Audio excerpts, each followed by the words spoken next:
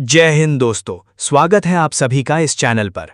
दोस्तों, आज का ये विस्तृत और बेहद महत्वपूर्ण अपडेट देश भर के लाखों केंद्रीय कर्मचारियों और 65 लाख से अधिक पेंशन धारकों के लिए बहुत ही खास रहने वाला है। अगर आप भी किसी न किसी रूप में सरकारी सेवा से जुड़े हुए हैं या आपके परिवार में कोई पेंशनर है, तो ये पूरी जानकारी आपके लिए बेहद ज़रूरी साबित होने वाली है। आज हम सैलरी पेंशन, महंगाई भत्ता, महंगाई राहत, लंबित एरियर, 8वें वेतन आयोग और उससे जुड़े हर छोटे बड़े पहलू को विस्तार से समझने वाले हैं। इसलिए आप सभी से निवेदन है कि इस वीडियो को शुरू से लेकर अंत तक ज़रूर देखें, ताकि कोई भी महत्वपूर्ण जानकारी आपसे छूट ना जाए। दोस्तों, वीडियो शुरू करने से पहले एक छोटी सी गुजारिश है। अगर आप इस चैनल पर नए हैं या नियमित अपडेट चाहते हैं तो वीडियो को लाइक करें और नीचे दिए गए सब्सक्राइब बटन को दबाकर चैनल को जरूर ज्वाइन करें, क्योंकि यही प्लेटफॉर्म आपको सरकारी कर्मचारियों, पेंशन धारकों और भूतपूर्व सैनिकों से जुड़ी हर सटीक और तथ्य आधारित जानकारी लगातार उपलब्ध कराता है। दोस्तों, सबसे पहले बात करते हैं महंगाई भत्ते और महंगाई राहत की, जो हर कर्मचारी और पेंशनर के लिए सबसे ज्यादा महत्वपूर्ण विषय होता है। जैसा कि आप जानते हैं कि केंद्र सरकार साल में 2 बार महंगाई भत्ते और महंगाई राहत में संशोधन करती है, एक बार जनवरी में और दूसरी बार जुलाई में। जनवरी 2026 का संशोधन पहले ही लागू किया जा चुका है और अब सभी की निगाहें जुलाई 2026 पर टिकी हुई हैं। जनवरी, फरवरी और मार्च महीने के उपभोक्ता मूल्य सूचकांक यानी AICPI इंडेक्स के आंकड़े जारी हो चुके हैं और इन आंकड़ों के आधार पर ये स्पष्ट संकेत मिल रहे हैं कि महंगाई भत्ता लगातार बढ़ रहा है। मार्च महीने में AICPI इंडेक्स में 6 अंकों की बढ़ोतरी दर्ज की गई है, जिसके बाद कुल मिलाकर 3 महीनों के डेटा के आधार पर महंगाई भत्ता लगभग 2% तक बढ़ चुका है। अगर अप्रैल, मई और जून के आंकड़ों में भी इसी तरह की बढ़ोतरी या स्थिरता बनी रहती है तो जुलाई 2026 तक महंगाई भत्ता और महंगाई राहत में कुल 4% तक की बढ़ोतरी संभव मानी जा रही है। इसका सीधा असर ये होगा कि वर्तमान में जो DADR लगभग 60% के आसपास चल रहा है, वो बढ़कर 64% तक पहुंच सकता है। ये बढ़ोतरी लाखों कर्मचारियों और पेंशनरों की आय में सीधा इजाफा करेगी और बढ़ती महंगाई के बीच उन्हें राहत प्रदान करेगी।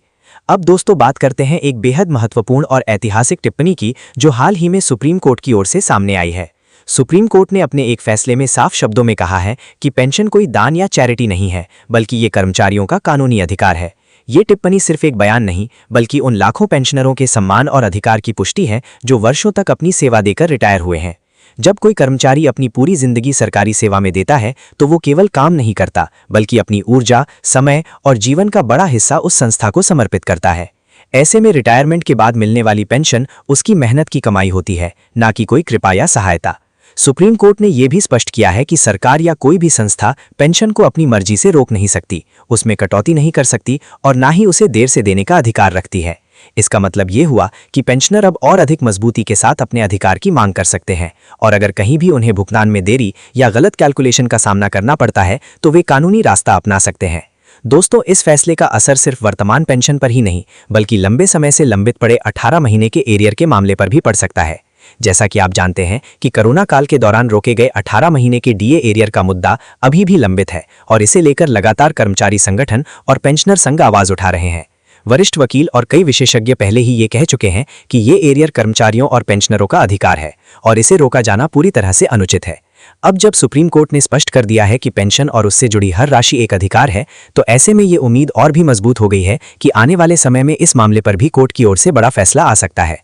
अगर ऐसा होता है तो लाखों कर्मचारियों और पेंशनरों को 18 महीने का बकाया एरियर, जो कि हजारों से लेकर लाखों रुपए तक हो सकता है, एक साथ मिलने की संभावना बन सकती है। कुछ रिपोर्ट्स के अनुसार ये राशि करीब 3400 करोड़ तक पहुंच सकती है और यदि इस पर ब्याज भी जोड़ा जाता है तो ये और भी अधिक हो सकती है। अब दोस्तों, बात करते हैं 8वें वेतन आयोग की, जिसका इंतजार हर सरकारी कर्मचारी और पेंशनर बेसब्री से कर रहा है। हाल ही में केंद्रीय मंत्री अश्विनी वैष्णव की ओर से जो बयान सामने आया है, उसने इस इंतजार को और भी दिलचस्प बना दिया है। उनके अनुसार 8वें वेतन आयोग की वेतन आयोग के तहत मिलने वाले लाभों की गणना 1 जनवरी 2026 से ही की जाएगी, भले ही इसका वास्तविक क्रियान्वयन कुछ समय बाद हो। इसका मतलब ये हुआ कि अगर आपको 8वें वेतन आयोग का लाभ 2028 में मिलना शुरू होता है तो भी आपको 2026 और 2027 के पूरे 24 महीनों का एरियर दिया जाएगा। ये एरियर छोटा मोटा नहीं होगा, बल्कि लाखों रुपए तक पहुंच सकता है, जिससे कर्मचारियों और पेंशनरों को एक बड़ी आर्थिक राहत मिलेगी। ये फैसला न केवल उनकी आय को बढ़ाएगा, बल्कि उनकी भविष्य की वित्तीय सुरक्षा को भी मजबूत करेगा। दोस्तों, अब एक और बड़ी अपडेट की बात करते हैं, जो 15 मई 2026 को होने वाली एक महत्वपूर्ण बैठक से जुड़ी हुई है। सूत्रों के अनुसार इस दिन कर्मचारी संगठनों और 8वें वेतन आयोग के प्रतिनिधियों के बीच एक अहम बैठक होने जा रही है, जिसमें कर्मचारियों और पेंशनरों की मांगों को विस्तार से रखा जाएगा। इस बैठक में न्यूनतम वेतन बढ़ाने, फिटमेंट फैक्टर में सुधार, पेंशन प्रणाली को मजबूत बनाने, डीए को बेसिक में जोड़ने और 18 महीने के एरियर जैसे महत्वपूर्ण मुद्दों पर चर्चा होने की संभावना है। ये बैठक इसीलिए भी खास मानी जा रही है क्योंकि 8वें वेतन आयोग की रिपोर्ट को अंतिम रूप देने की प्रक्रिया चल रही है और ऐसे में जो भी सुझाव इस समय दिए जाएंगे उनका सीधा असर अंतिम निर्णय पर पड़ सकता है। इसके साथ ही दोस्तों, भारत पेंशनर समाज की ओर से भी कई महत्वपूर्ण मांगे उठाई गई हैं। इनमें पेंशन को टैक्स फ्री करने, कम्यूटेशन की रिकवरी अवधि को 15 साल से घटाकर 11 साल करने, पेंशन को अंतिम वेतन के 50% से बढ़ाकर 67% करने और महंगाई भत्ते की गणना प्रणाली में बदलाव करने जैसी मांगे शामिल हैं। इसके अलावा ये भी मांग की गई है कि महंगाई भत्ते को हर 6 महीने के बजाय हर 3 महीने में संशोधित किया जाए ताकि पेंशनरों को बढ़ती महंगाई का तुरंत लाभ मिल सके। साथ ही ओल्ड पेंशन स्कीम को फिर से लागू करने की मांग भी जोर पकड़ रही है क्योंकि कई लोगों का मानना है कि नई पेंशन प्रणाली उतनी सुरक्षित और लाभकारी नहीं है जितनी पुरानी योजना थी। दोस्तों, कुल मिलाकर देखा जाए तो आने वाला समय केंद्रीय कर्मचारियों और पेंशनरों के लिए बेहद महत्वपूर्ण रहने वाला है।